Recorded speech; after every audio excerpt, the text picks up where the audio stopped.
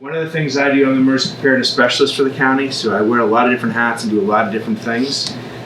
We work with the communities up and down the Cape on a daily basis, public safety, public works, the councils of aging, on a variety of different levels from different inputs. Our departments are really sort of engaged, so working for the towns. And I always say that we work for the towns. So I'm not here to usurp the community's efforts, we're just here to bolster them up.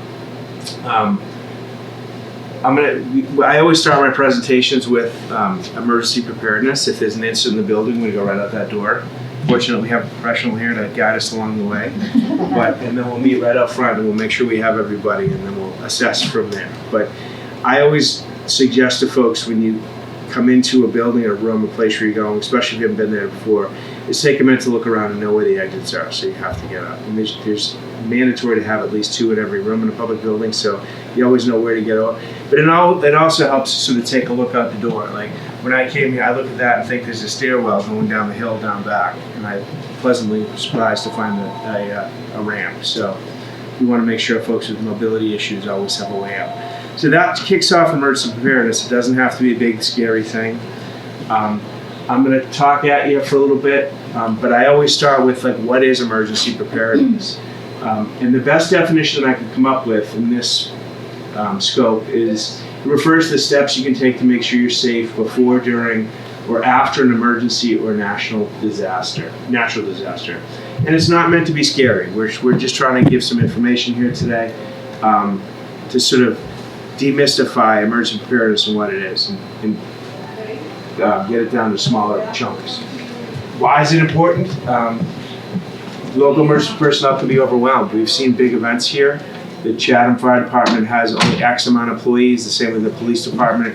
They're both very vibrant departments, but at some point we start running out of first responders.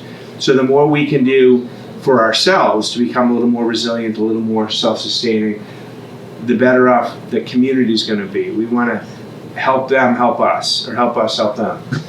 Lives and healthy environment are at risk, so prioritization is key. Again, if we're a little better prepared, a little bit resilient, we'll talk about ways to do that. We can sort of take some of the daily tasks off the first responders, like wellness checks. In the middle of a big incident, if we can reduce the number of wellness checks, then our first responders can focus on some more significant issues. I always joke that it's all great to come and check on me in my house, but I'd rather be coming from having a heart attack. So again, we have limited capabilities in the grand scheme of things, so we try to work things through that. And I'll delve into all this. This is just the high points. Anybody with a disability or medical considerations, it's important to sort of think those things through, take some action ahead of time so that you're a little better prepared. After an event, systems you might rely on might not function. We all know power is always a big one, but we've learned in more recent years that how dependent we are with these foolish things when the phones stop working and you're like, fortunately our seniors are usually a lot better prepared than the younger generation who are, I see my kids are attached to the hip with the phone. Landmarks could not be recognizable. We never talked about tornadoes here in the Cape until a couple years ago, but a tornado if you're used to when you're getting around town and going up 2 streets and taking a left to the big elm tree and the elm tree gets knocked over by a tornado, it can be a little discerning. So we'll talk about some things like that. And then if you ever need to evacuate, where you go, how you get there, and we'll talk about some things like that. What to expect from the government is always a big one. The government will come and help us, whether it be the town, the county, the state, or the federal government. The standard for emergency management, for emergency preparedness, is 72 hours. So if you think about like a big hurricane hitting Florida as a good example, although the government, big entities like FEMA are forward-leaning is the term they use, like they're sort of ready to go, it still takes time to get things to people places. So 72 hours is the standard. You're on your own for 72 hours. It's the yo-yo acronym. So when we talk about emergency preparedness, we want to think in small terms of, if I had to stay in my house for 3 days, do I have enough things that I need to survive for 3 days? And we'll talk about sort of how we do that, things we can do. It's part of building a kit and having a plan. Always know that the communities, governments, at whatever level, will always be working to get you assistance and to help the community. We all think we're the most important person on the planet, but there may be a lot of people impacted, and that's where prioritization comes in. So it may take a while to get to you. Again, it takes time to get things here. We're on a peninsula, and the mantra we use in emergency management here on the Cape, and we coordinate with all the communities across the Cape and a lot of entities across the Cape. But the standard we live by is we know nobody's coming over the bridge. So we try to be a little more self-sustaining on the government level too. So we'll talk about that. Things you can do: don't wait till it's too late. Act early, and be proactive. This is really important if it comes to things like evacuation. Like if there's a big storm coming and you're leaving the Cape, you want to go early. Don't wait. Our biggest fear is a hurricane in July or August. We had a near miss last 2 years ago, on Labor Day weekend with Hurricane Henri. But you don't want to wait. If you're going to leave and go to, my emergency plan is to go to my mother's house in Concord. She's a house in Concord. But, most of the tourists are going to wait till the morning of because they've rented big houses or they're here for the weekend. And we know traffic's going to be bad. So if you're making a decision to evacuate, you want to go early. And we'll get into all this as we get cooking. You want to take an all hazards approach. So we do that in emergency planning. We don't have a plan for hurricanes and snowstorms and blizzards and tornadoes. We have an all hazards plan. The communities have all hazards plan. It's called a SEMP plan, or Community Emergency Management Plan. We have one at the county level, there's one at the state level. But you can apply most emergency preparedness to sort of everything. And it just makes it less daunting. You're not trying to do too many things. We'll talk about building a kit, having a plan, being a little self-sufficient, and or talking to friends, families, and neighbors. And then I throw this last bullet in here, and we'll talk about it a lot, is be careful of scammers, because the bloodsuckers, as I like to refer to them, come out in droves. My mother walked right into it the other day, and as did I at the county level, and I should have known better, but we'll get into that a little bit. So we always start with knowing types of disasters and knowing types of events that could impact you. Of course, we're always worried here in the Cape about the big one. A major hurricane, we're way overdue. There's a 30-year pattern. We're well past that. So we sort of on high. We're always thinking about the big one. We talk about emergency sheltering. We'll get into that a little bit later. One of the people I work with are like, well, you've got a lot of cots. I'm like, we usually only have 30 people in the regional shelters. I'm like, but what if it's a hurricane that's 400? So we're always buying new equipment and sort of building up that stockpile for the big one. Blizzards, snowstorms are always a concern here. That's a more typical weather event that we deal with, especially down this end of the Cape. Power outages is concerned. It's a little different. It's a little easier to lose power in July when you might be a little hot than it is when it's like last weekend. Floods, other than coastal flooding, I usually don't mention flooding too much, but we are in Chatham, so it'd be like not talking about flooding if we're in Plum Island. The beachfront folks need to be concerned about flooding. And then, of course, there's drought. Again, we didn't really talk about drought too much, but last year, I can tell you the fire departments were terrified because with the drought came really dry season. The probability of wildfires was astronomically high, and that's one of the big fire concerns on the Cape is wildfire.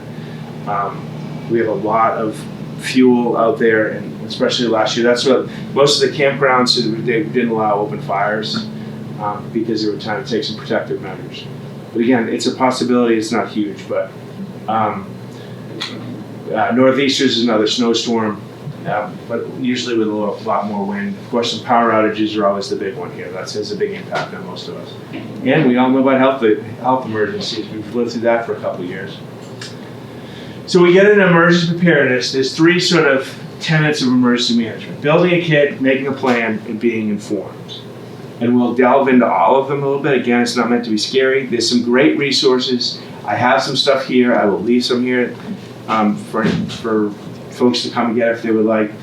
Ready.gov is the easiest website to go to, which is FEMA's emergency preparedness website.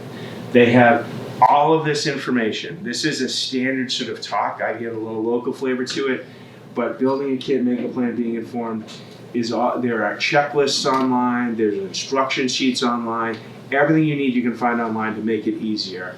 So don't feel like you need to sort of take copious notes, because there's some great resources out there. And what we always say, especially for our older folks, is the libraries, the councils of aging are great resources if you need help manipulating through websites.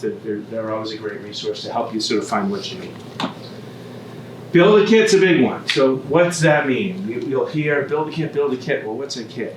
Nobody knows what you need in an emergency kit better than you. Like, I know what makes my life easy. I know what's more comfortable. I always say, if you like Oreos, put your Oreos in your disaster kit. You put in there what makes you comfortable. The first thing on the top of everyone's list should always be medication. So if you're building a kit, you're building a check. Again, there's checklists. I have a little one here. I'm not going to go down it, but there's, water, food, clothing, a little bit of money, maybe some medication is, for me, medication being the top of the list. So I don't get ahead of myself. I tend to go really off the rails. I'm going to try to. So, again, this is sort of an idea of, food, medicine, tools, and electronics. If you have children, pets is a big one, clothing, bedding, documents. I have these little bags, which are great. You could use a Ziploc bag, too, from home. We always encourage folks to put all your important financial documents in something like this. It's in a Ziploc bag so that it's not susceptible to water damage. And we'll get into a little bit more of this later on, but it's important to know where that information is, keep it handy so that you can get it in a hurry if you need to. So building a little bit, we talk about kits, the different types of kits. The first one is a disaster kit. If the big one was going to hit Chatham and you're deciding to ride it out and stay home, what you should have in your house, what you should have in your residence to get by. What for that 72 hours, what do you need to survive? This is going to happen like 40 times.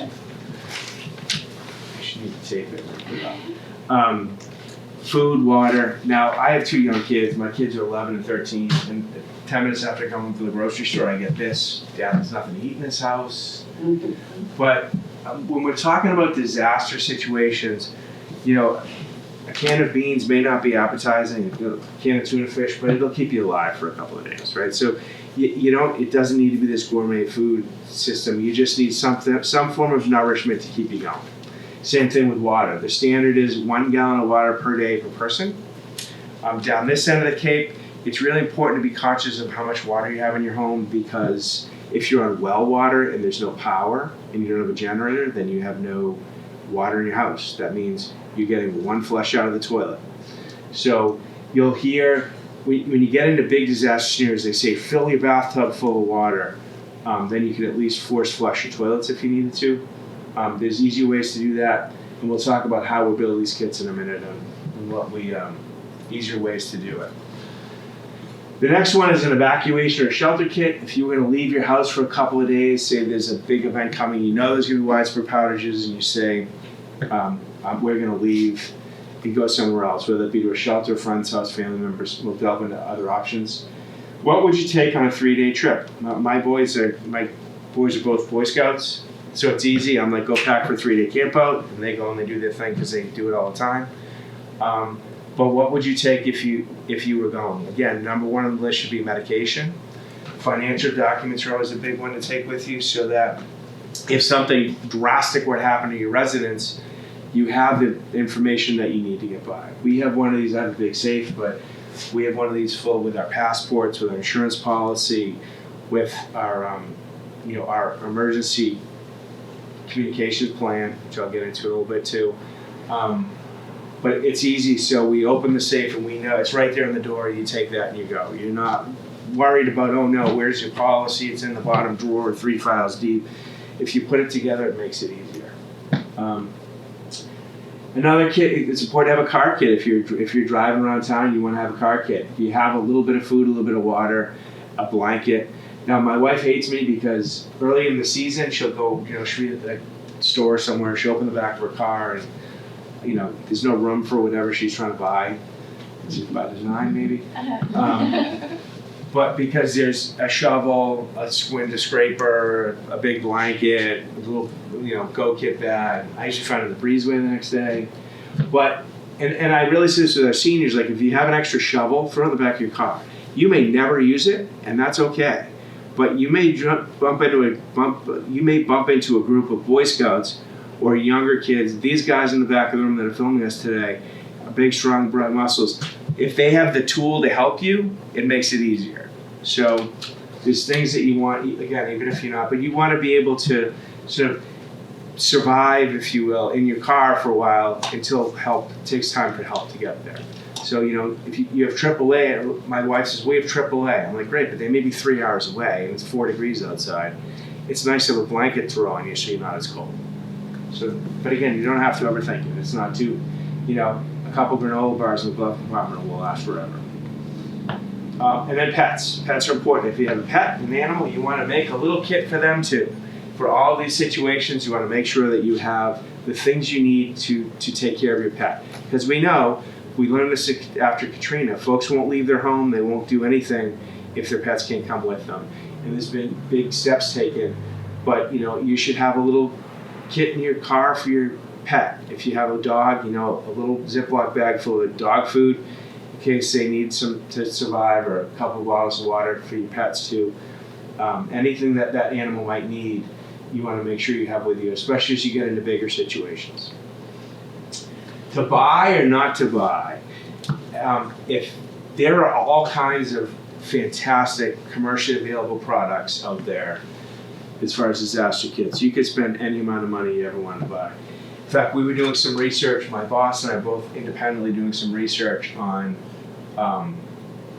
emergency feeding for regional shelters. And it led us to a couple of preparedness sites, and all of a sudden we both got phone calls from our IT department, like, what are you doing on these websites? You can buy anything you want, you can prepare for the next Armageddon, but you don't need to. So folks have the resources to do that, and if it's easier for them, that's great. But the big mantra is the DIY store. The dollar store, there's plenty of them around, or inexpensive places to go and buy anything that you might need to enhance your kit. Or another better way to do it is to sort of do it over time and take a long approach. We talk about water. You go to the grocery store, there's always these big lines of water. Well, you can buy a gallon of water every couple of weeks for 6 months, and all of a sudden you've got 10 gallons of water in your basement. And then you start rotating that out every month, and it makes life easier. Hi there. Mr. Kondratowicz. Mr. Preparedness. How are you? Good to see you. But you don't need to spend a lot of money is the big one. Did I mention medication? Yeah. 17 times I'll mention medication. I haven't actually counted, I just saw the number out there. Especially for our seniors, don't forget your medication. If there's a big snowstorm coming and you're leaving your house, take your medication with you, even if you plan to come back in 2 hours. Because if you can, you'll have it there. In Superstorm Nemo, or the snowstorm Nemo, which was not too long ago, right about this time of the year, the regional emergency shelters had about 100 people in them each. 3 of them in total were under the age of 90, and most of them didn't have medication with them. It became a problem. And so we now have an MOU with Cape Cod Healthcare where we have a mechanism to actually help folks if they don't have their medication with them. But you want to take it with you, especially if you're dependent on it. So be conscious of medication and bring your stuff with you. Making a plan is the next tenet of emergency preparedness. What are the things that you can do, what are steps you can take in order to be better prepared. It's far better to have a plan that never gets used to face uncertainty during an emergency, especially for our seniors. When things get real and get busy, it can become very stressful. I know that when I go on vacation, I have trouble. I'm running around with my head chopped off, like, oh, did I remember this or remember that? If there's a written plan, it's easier. I teach my kids who are Boy Scouts, like before a camp out, we go and they lay out their clothes. Okay, day 1, day 2, day 3. Some of us are better than the others. Or using checklists to make sure. And it just takes the scariness out of it. We just want to make it easy for folks. What are you going to do if? So the time to make a plan is on a beautiful day like today. This is a great day to plan for major blizzards. There's no stress. You can sit down on a Thursday afternoon with a cup of tea, with a pad of paper, and say, hey, what would I do if? And again, there's some great resources for this to sort of help guide you. What would I do if there's a big storm and I had to leave my house? I knew that the telephone poles, I watched 3 telephone poles fall down the street. I knew it was going to be a couple days before I had power, and I need to get out of here. Where could you go? Here are some options on where I could go. Here's some options. How would I get there? In my car, my personal vehicles, we have our emergency plans go to my mother's house in Concord. We have printed directions on how to get from my house to my mother's house. Now, my wife doesn't go to the grocery store without hitting Waze. I'm guilty of using it a lot. I use it to get here today. But phones stop working. So we always have that backup plan of we know exactly how to get there so that if things are crazy, there's 2 kids screaming in the back seat, it just takes that sort of that uneasiness away. You want to make a list of things that you need to do, what you need to bring. Again, medication should be on the top of that list. And make sure to include phone numbers. We're going to talk a little bit about emergency communication plans. Our seniors are much better at it than my generation. I'm almost a senior too. My children remind me that I'm up there all the time. Chief Travada really reminds me all the time that I'm old. But they, the old phone books really matter because phones break. I'm guilty of saying, call Jack, call Steve, call KZ. But we want to have a written phone numbers of the people that are most important so that we can absolutely maintain contact. And then everybody's plan is different. Nobody knows what you need better than you. So you don't have to. When we go on these national websites, they'll talk a lot about. This book has it right here. There's be prepared, take action for a tsunami. Well, we don't have tsunamis here, but if this was in Hawaii, they're building it for a national level. So, and you're not a burden. The one big thing we talk about all the time is don't be afraid to ask for help. When we talk about sheltering, we really want folks to think about what other alternatives they have. And the time is now to talk to friends, family, relatives. I had a wonderful neighbor, Miss Jones, who lived across the street from us. She had a big driveway. My boys used to deliver her mail every morning and her newspaper every morning. Little did I know she was smuggling them cookies. But I went to see her one day before a big snowstorm and I said, what are you going to do for the storm? She's like, I'm just going to go to the shelter. And I'm like, but what about your 2 kids and 3 grandkids who all live in town? They're all adults. Oh, I don't want to be a burden. I'm just going to go to the shelter. Well, our regional shelters in particular, are not comfortable. They're a lifeboat. Our saying is they're lifeboats, not cruise ships. It's an army cot on a floor this high off the floor in the gymnasium that this building is like a heat wave compared to what our shelters can be sometimes. We give you a woolen blanket and an inflatable pillow. They're not comfortable. Most people have much better options, and we just don't want people to be afraid to ask for that help, ask for those options. And I always say the easiest way to begin that discussion with friends, family, neighbors, say, I just listened to this emergency preparedness guy. He didn't make much sense, but he said a couple of things that rang true. And that's, if you ever have a problem in your house, I want you to come to my house. If you start with making an offer to somebody else, usually it ends in some kind of reciprocity, and it makes the conversation easier. Because I don't like to ask for help for anything. If I couldn't tie my shoes, I wouldn't ask for help. But we need to start doing that. And for our seniors in particular, we really want to start talking to people, having those conversations, because you're going to be much more comfortable staying with a friend than you are on a cot in the gymnasium or at the community center or another place. So the more we can do ahead of time, the better off it's going to be.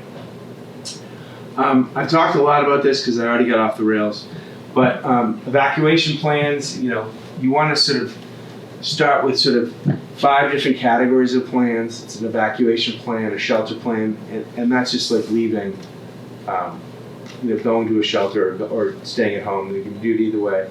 A medical plan, a communications plan, and plans for your pets. And we'll delve into these a little bit. An evacuation plan, if you must leave your home, where are we going to go and how are you going to get there? I talked about having written directions to my mother's house in our cars. That's important to do. It's important to know where you're going to go and how you're going to get there. We've all seen the wonderful blue round signs, the Cape Cod evacuation plan. That was actually activated during Tropical Storm Henri for the first time in a long time. They were about 4 hours away from full activation, but everything was being fully mobilized. The shelter of last resort at the base, the state police were ramping up. So knowing how, if I was here and going to my mother's house in Concord, sure, I could very easily cut through all sorts of back roads. There's 72 traffic control points in the town of Sandwich just to control access to the bridge and how they want people to go. You want to get up on the Mid-Cape or here Route 6 and go right down Route 6 and go right over the bridge. There is going to be traffic. There's going to be accidents. There's going to be people that run out of fuel. When the traffic plan's activated, there are contingency plans for all of that. They have fuel tankers that will go and fuel your car right there so that they can get you moving. They have tow trucks pre-positioned along the route. But what we don't want you to do is start taking secret shortcut back roads. My neighborhood is no fire road. You can conceivably get sort of towards the Mid-Cape that way. Because if you break down, you run out of fuel, we're not gonna know you're there. We're not going to be able to come and get you. So you're safer and more secure on major arteries, major highways. And it's also more efficient. The Cape Cod traffic plan, I go on for days. We just exercised it this year. They closed the roads that go across the canal. So you can only go over the Sagamore from here, and you have to go to Plymouth, to Route 44 if you want to go to sort of say New York. You can't go on the canal roads. And that's so that we get people up and over the bridge and keep on trucking. It's the intent is to sort of keep traffic flowing in an efficient manner. If you're evacuating or sheltering, you have 3 days worth of belongings, clothes. Bring what makes you comfortable. If you're driving and you're by yourself. When I worked in Sandwich, I used to support we oversaw the regional shelter there. And when we activated, I would spend some time managing the shelter, and I would go and I'd bring my pillow. I bring my pillow everywhere. I go on Boy Scout camp, I bring my pillow. I've got a neck thing. I like my pillow. But I know what makes me comfortable, right? I jokingly say, if you like Oreos, bring Oreos. There is no reason you can't bring a whole suitcase with you into a shelter. And it happens. You should see the shelter in P-Town. It's a whole party. But you know what you need. Medication should always be on the top of the list. But whatever makes you comfortable. If you want to bring a down quilt, bring a down quilt. Whatever you need, whatever makes you happy.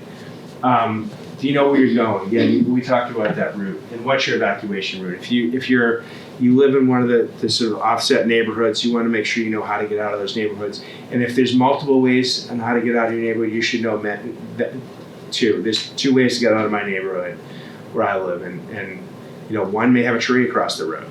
So you want to know how you're going to get where you're going. It's always easy to say we're going to go up here and take a right to go to the high school, but this road may be closed. I did a training last week. It was an incident management team.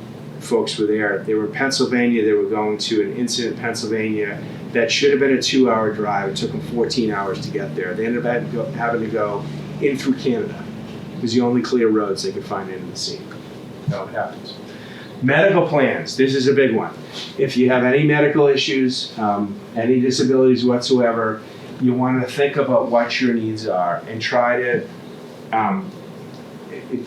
plan for those. You should talk to your medical providers. An easy question for medical provider is, what's your emergency plan if you have an issue, if this is my doctor's office and a tree falls on it and you can't service me in your doctor's office, do you have reciprocal agreements? Where else can I go to get my treatment? It's not so important for physical, but if you have a major medical condition and you're getting treatments of some kind and you need to do it in that space, where else can you go? And it's just a good conversation so that it's not scary. So when you hear on the news, Cape Cod Healthcare, we saw it in Brockton, big fire, right? Well, if you're getting dialysis treatment in Brockton Hospital, you may be a little nervous, like where am I going to go to get those treatments? I'm due to go tomorrow morning, and when am I going to go? The hospital's closed. Understanding what their procedure is just makes your life, and nobody's answering the phone because there's nobody there. It makes it less scary. So we work through these. Any communication or other type of disability requires some kind of support. One of my kids had somebody in his class who had one of the kids who had a translation machine because he had some disabilities. Do you have the capability to bring that with you? We have these great books. It's called Show Me if we have communication challenges. But anything you can bring to help others help you helps. And these are the things to think through. Making a list of your medications is huge, including dosage, so that you know exactly what you're taking and how much you're taking. You should update it as often as need be, so that if you have a need for a medication, we can help you. Our medical folks can help sort of facilitate that. But you need to start with understanding what you're taking. And most people are better at that than me. Communication plan is my favorite one. Again, our seniors are much better at this than a lot of people. I've got a great little copy of one here. There's much bigger versions I don't have with me, but ready.gov, you can print them out, type them out, print them out. It's, what's everybody's phone number. So my communication plan and having communication plans. And it's always good to have an outside of the area contact. So as an example, if there was a major impact event, if there was a major hurricane bearing down on Cape Cod, my family might be a little nervous of where I am. So number one is I want to reach out to them and say, we have a plan. This is what we're going to do. We're staying home. We're sheltering in place. We talk to the neighbors. We talk to the friends. That's what we're going to do. The kids are here. Wife's here. Or we're going to my office. My office is an old jail. It survived the 1930 storm. It's like a tank. I used to have 2 windows. They took them away. So it's this big brick concrete reinforced building. So yeah, we're all going to go there and we're going to be safe. So now my brother-in-laws, my mother, my sister aren't worried where I am and when the storm is coming down. They have an understanding where you're going to be. The other thing, thing to do is to have an out-of-state contact. In our plan, it's my brother-in-law who lives in Syracuse. Brian is our emergency contact. So I have somebody I can check in with. If I can get through to them, I say, Brian, I've got the kids and I'm going to my office. And my wife, who commutes to Boston every couple of days, can say, okay, well, I'm stuck in traffic and my phone doesn't work, but I can get through. There's more long distance circuits, and you folks understand that, most people don't, than there are local circuits. So a lot of times it's easier to call further away than it is around the corner. It's changed a little bit with cell phone technology, but so I have a strong point somewhere that I can say, my wife can get through to him when he can, and we're not trying to get in touch with each other and worry. So it's always good to incorporate that into your communication plan. And just in general, talking to friends, families, knowing what their phone numbers are, knowing what your plan is. Social messaging apps are a much better way to communicate because you use less bandwidth. So if you're a Facebook person and you use Facebook Messenger, which sometimes people look at me like I'm crazy with our seniors, but it uses less bandwidth to get through, so it's easier to get messages back and forth than phone calls or messaging. And usually text messaging is better than phone calls. It's just a more efficient way. It's easier to get the message through. Be informed is the last part of this. We're turning for home here. Understanding what emergency alerts are on the federal, state, and local level. I have a guide here, alert and a warning. There's a difference between alert and a warning, which most people, I forget half the time. But understanding what they are and what they mean. When we never cared about tornado warnings before, but now you get a tornado warning, you should be going to your basement.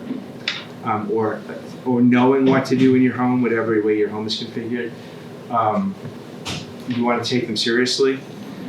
In any kind of weather alert that is, and understanding what a severe weather alert means, or severe storm warning. They tend to come across willy-nilly, and if you don't really understand them, then it can be complicated. It can be confusing.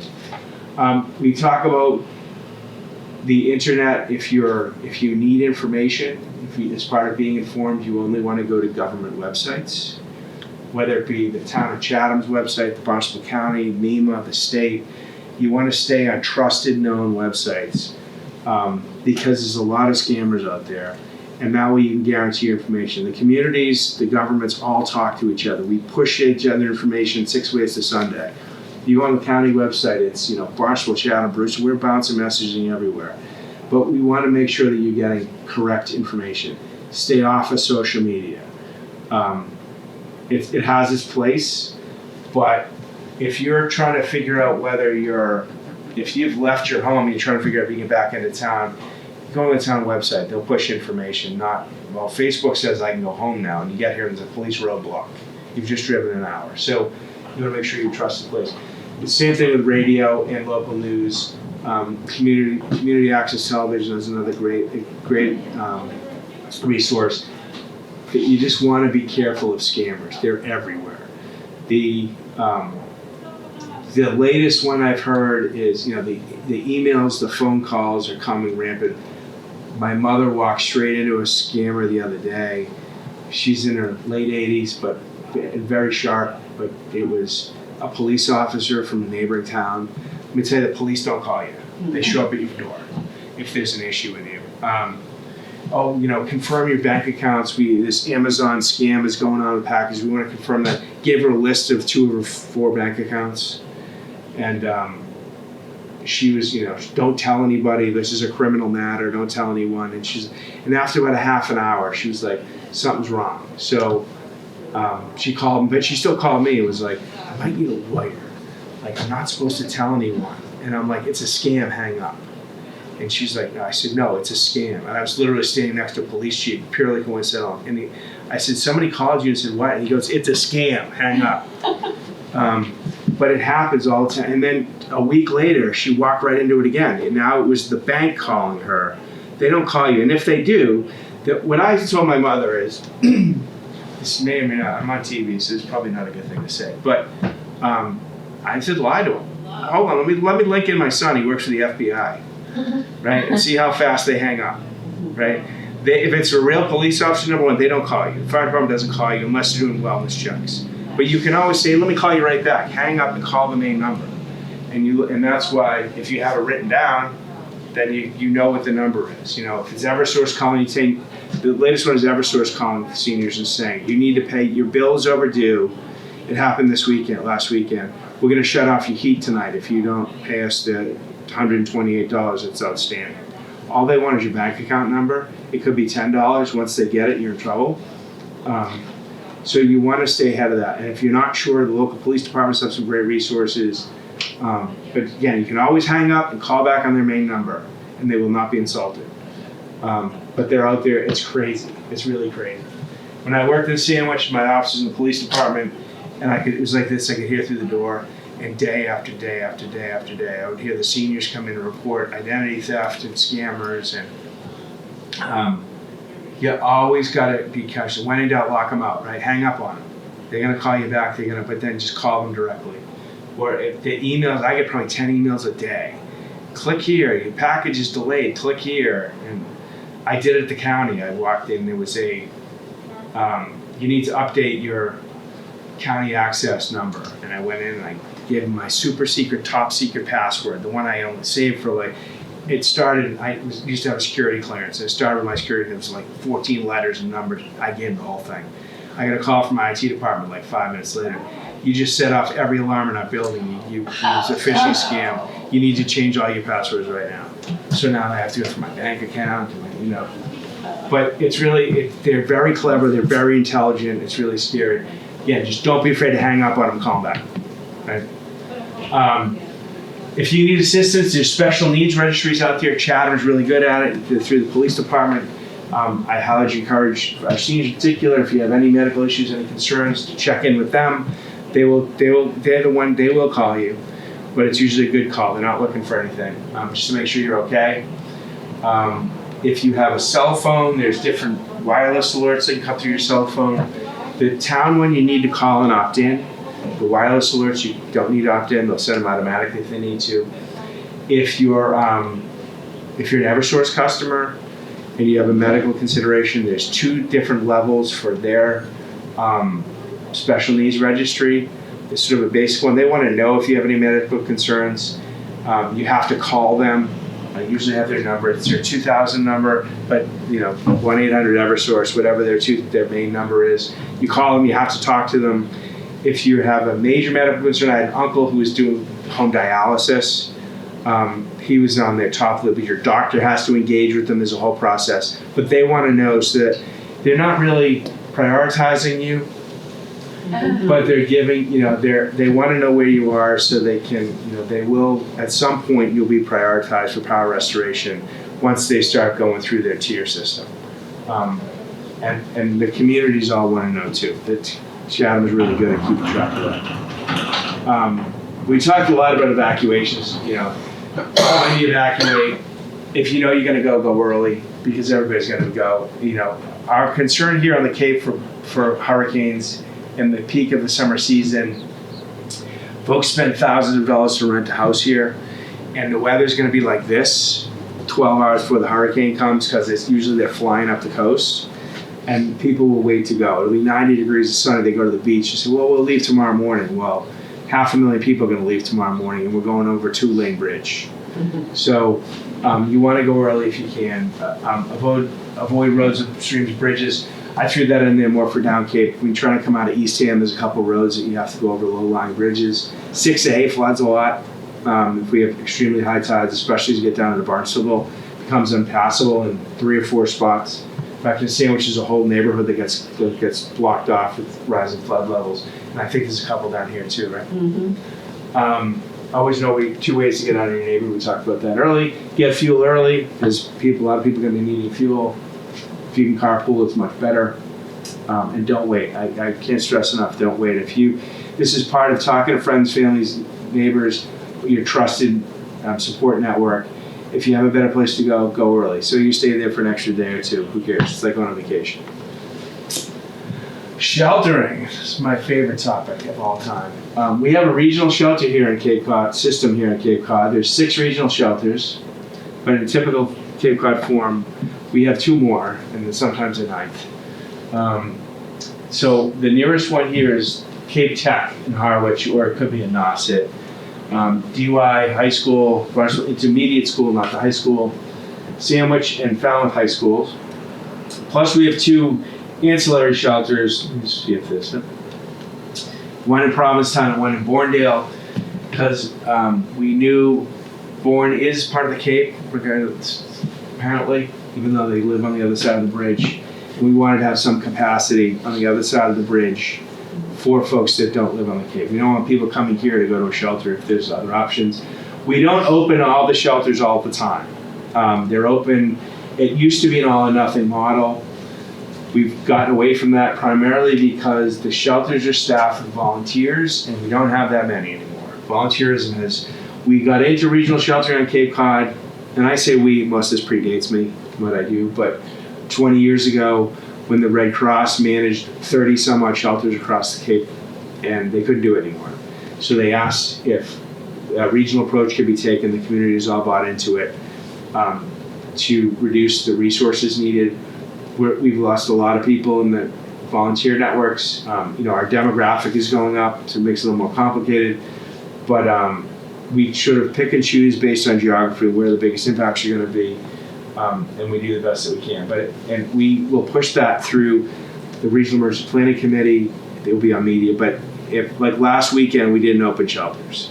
What temperature we didn't have 3 feet of snow. If we had had 3 feet of snow with that cold snap, we probably would have opened at least a few. We were on standby to open if it was needed. We're always on standby. We can open a regional shelter in 2 hours if there's no school there. We could really open it in 20 minutes if we had to, just to get the building open and set up registration. But we don't open them every time there's a snowstorm. We just, we really pick and choose when the real major impact is. The communities can ask for it at any time, however, if that would be. So we talk about shelters, what they really look like. This is like the absolute worst extreme. This is actually like a storeroom. But that was in, I think, Houston 10 years ago. So these are disaster storms, but these are the types of cots that we use. We have been making the investment on larger, bigger, more comfortable bariatric cots because we have a full understanding of who our clientele is. So, but these cots are $87 a piece. The bariatric cots are $397 a piece, plus another $150 to ship them each. So every year we buy more of them, but we don't have a lot. So we're trying to sort of cater to our clients, but they're not comfortable is the point. It's really, they're disaster shelters. They're designed, we have nowhere else to go.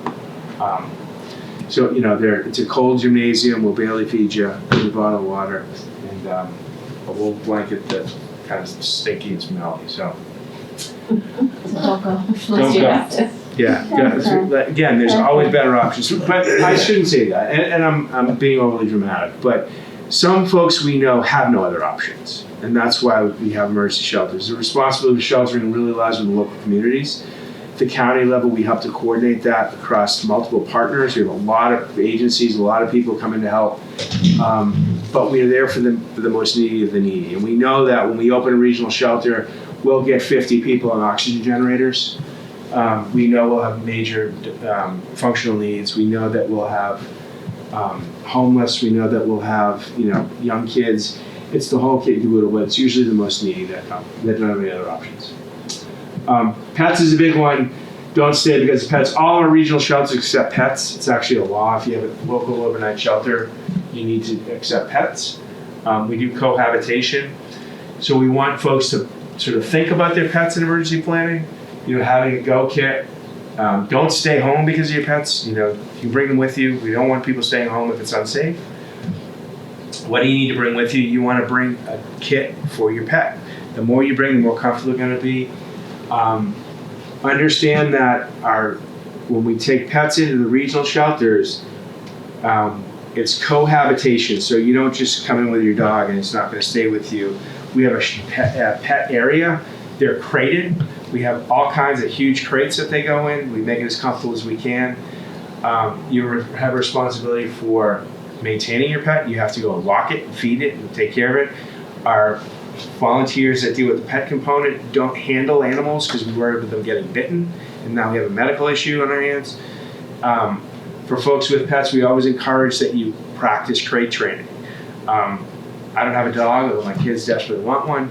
But if you train them or get them a little more comfortable in crating, when they get put in one, they're not barking all night. They're not as stressed out about it. It makes them a little more comfortable. And I will offer this. I've never done this before, but if anybody's trying to do crate training and needs to borrow a crate for a while, we've got some we can lend them out. Just give us a call at the county. Here in town, you go through KZ, your emergency manager. And pets. Again, I talked about, do you have a better place to go? They're lifeboats, not our shelters are lifeboats, not cruise ships. We really want folks to talk to friends and families, and you're not a burden. I almost slipped and told you her real name. Mrs. Jones broke my heart. I'm like, she said, I don't want to be a bother. I don't want to be a burden on anyone. You're not a burden. We'd rather have you ask for help than be cold or uncomfortable or nervous or stuck at home. So don't be afraid to ask for help. We'd like to touch on what happens after disaster. So this is more for the big one. If we had a big one, the communities, we will push information through the county. The communities will push information. Again, trusted government websites. If you leave town, when can I come back? Or my house is destroyed. One of the things I talked about having your insurance policies with you. If you have homeowners insurance policy, 99% of them have loss of use claim pieces in them, so they will pay to put you in a hotel. So you want to call your insurance company, start a claims process. If a big tree falls on your house and you got to leave, or you're not there and it happens, your insurance company will pay to put you in a hotel. That's part of their policy. You do need to start the claims process. You want to have your information with you, and that's why it's important to take it with you, so you don't have to dig your way through the rubble to try to find your policy or figure out what your account number is when they're busy. The communities will dictate when it's safe to go back in. That's a law enforcement function when they sort of secure the neighborhoods to make sure that they're protecting other folks' home. We help coordinate on a county level if we need to get insurance companies in. And it's really, talking to your insurance company about, part of this having a plan is, what does my homeowner's insurance actually cover if I would be impacted by a disaster? Again, try not to be scared, just trying to be a little real. We talked about yo-yo, you're on your own for 72 hours. We'll help arrive after a big event. There's things that we have plans for distributing things like water, food, medication. We're fortunate here as Chatham is part of Buck's CERT, which are the rock stars of CERT teams. They've got a very vibrant CERT team. They're very good at doing commodities distribution. We all get pretty good at commodities distribution because a lot of people get something stuck up their nose or shot in their arm over the last 2 years. And that's a point of distribution. What's the process it could be putting somebody in front of somebody, handing them a bottle of water, a nurse with a shot in the arm, a paramedic with a shot in the arm. We have systems in places pre-identified if we needed to sort of distribute water or medication or food.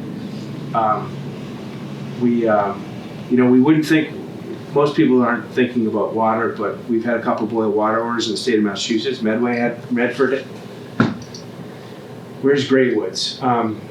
Medway, I believe, they lost their wells in a boil water order, and they had to distribute bottles of water to everyone in the town. So we have plans for that. And the CERT teams are rock stars supporting the towns for that. So we're almost home. Know your hazards, build a kit, make a plan, and stay informed or be informed. Are the tenets of emergency preparedness. It shouldn't be scary if you take a little bit of time at a time. There's some great resources out there. Ready.gov is the big one. I've got some stuff here. We'll make sure everybody takes it. We'll leave some here at the COA building so that folks can come in and grab some if they need to. And any questions? I have two questions. What about generators now? Are there pros and cons to this, or what? Is there something we should know before we decide to go the generator route? They're expensive. They cost money, so not everyone can do it, and that's okay. A generator is always a good thing to have. I have one in my house. It makes things a lot more comfortable. It's a financial decision everyone's going to have to make. Certainly, you need to make sure that you're following the proper process, or your contractor is working through the towns, through the building departments and the fire departments to know whatever the material is. But they're always a benefit. The more resilient we can be, the better off we're going to be. But they are expensive, so there's that physical reality of some people can't afford it. And my second question is, for Chatham, what is the best place to get our information from? I'm going to defer to the expert in the back of the room. There you go. He's your emergency manager. There you go. So the best place to get you information is going to be from the town's website. It always will be. So we have a public information officer who is always going to put out the collective information that is going to take the information from the police, the fire, emergency management collectively and put out one message. So that's always the best thing. Just go right to the website initially. The other thing too is, if you're not signed up for Reverse 911, I highly recommend it, because as Chip indicated, we're gonna put out an alert message, and that is gonna be on multiple sources, and there's a redundancy. And we don't mean to overcrowd you with information, but as Chip indicated, the more information you know, the better off, in the better situation, and better prepared you are. So we're going to put out information on the Reverse 911, which is called RAVE, the RAVE system. And if you don't know where it is, it's online. And if you're having trouble getting onto it, just call me, and I put people on. I take people off all the time. And the Center for Active Living does it too. Deb probably does it a lot as well, Deborah Mayhew. However, that is one of the most effective ways to get the information. And as Chip also indicated, social media is great for a certain amount of things, but it's also, keep in mind, it's not vetted. It's not a vetted process. So it's rumor has it, rumor has it, rumor has it. So sometimes I'm not going to say it's useless, I'm not saying that. You just have to be careful of the information. Okay. Yeah, Mandy and Justin have been Absolutely. Communicating with us for years, so we have that now. Okay. We stole Mandy, though. We stole Mandy. I know you at the did. county. She's at the county I level. know you did. That, Yeah, Eva too. yeah, So you got them all. I know. Yeah. Well, I still. But you still, I wait a still have my second, contact. I don't mean that, you still get very, very important with that. Yes, you do. Okay. The difference between warnings and alerts, I think those were the. So I have a great book here, which I'll give you a little bit easier. So the difference is a warning. I'm going to get this wrong because there's a camera in the corner. But it's more of a watch, a warning, and alert. Like, what are the difference between the two? A watch is like, hey, be advised there's something coming. And a warning is like something's occurring. It's happening now. Like if you get a tornado warning, you need to be in your basement. That's right. Like or on your way to the basement. A watch is like, hey, there might be something tonight. And it's just the language is a little unclear for some folks. But sort of there's some great stuff in here on how what you should do when you get these or when you hear these. Thank you. And again, it's on ready.gov too if anybody has access to the internet. Does anyone have a question? I do. I've been thinking for several years, and I'm ashamed of that, of buying my family a kit. Mm-hmm. And is there one all put together that you can, There's hundreds of them. that I you think- recommend? And not particularly, we probably can't recommend a particular brand. I know I have one at home that I actually won it in a raffle. But I've since bought a couple other versions of that. But it really depends on what you're looking to put in it. And the spectrum runs wide and deep. The Red Cross is probably a good place to start.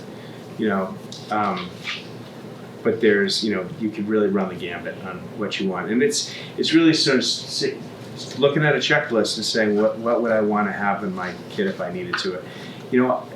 An easy way to look at it is we all have, so one of the standards is always a first aid kit, right? You don't need to go out and buy a first aid kit.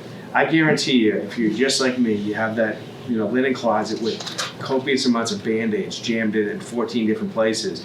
It's just grabbing a couple, throwing them in a Ziploc bag and putting it in your kit. We have a lot of this stuff already in our home. It's more about putting it together so we know where it is. So if we have to leave in a hurry, it's not scary. You're not going, I need to get this and this and this and this. You can just go and open the front door closet, grab the bag out of the big bottom and top. But you can buy big kits. There are, the problem is they have water in them and then the water expires and you don't look at them for 5 years. I was doing a Cub Scout event and they're like, hey, this water's all expired by 2 years. So I kind of look silly, but I hope that helps. Doesn't. I can't tell you a brand, but there's, they're out there. They're easily, just like I said, look at a checklist, see what you want, and a little bit of internet searching will probably help you. If not, I can help you. Seems like it's personal preference. How much do Really you want is. to carry? What do you absolutely need? And how It's big different too. for everybody. Yeah. What'd you say? And how big? How big do you want to package everything? It's sort of like, I look at it as a sail kit. When you're going out on a boat, you don't have a lot of room, but you need the most efficient things. This is my bag of life. I got my computer in here, I got my pills in here and everything in the event of whatever, But you want a blanket, and the best thing to do is when I take a blanket, I get the little packages of the space blankets that are 4x8, but it's the size of a wallet, that's all it is. And it's a space blanket. And they work. They work great. I never realized until I was on They're a awesome. Boy Scout camp out and it was about 18 degrees and we were freezing. And I pulled 2 out of the back of my car and I was like, wow, I've seen them for years and I always thought they were silly. They're great. But they really, really work well. And the other thing too is when we talk about that, and when it comes to like food, one of the best things are, the protein bars, what's the one called? It's like a brick. You can see it plain as day. Can't think of the name. Those are the best things because they don't take up a lot of room. But you need water with them because they require about 8 ounces of water. It's like a sea biscuit, same thing. Sea biscuits are they're built for filling you up. That's the idea. So you can, retain it for a long time. Thank you all for coming. You took the biggest step here and that's you showed up. So thank you. Because that matters. And it's, and being a little more aware and I hope I helped a little bit. But call me anytime if you need anything. Reach out. There's ways to get me. Thank you. Thank you. Thank you. Thanks, Jeff. Thank you.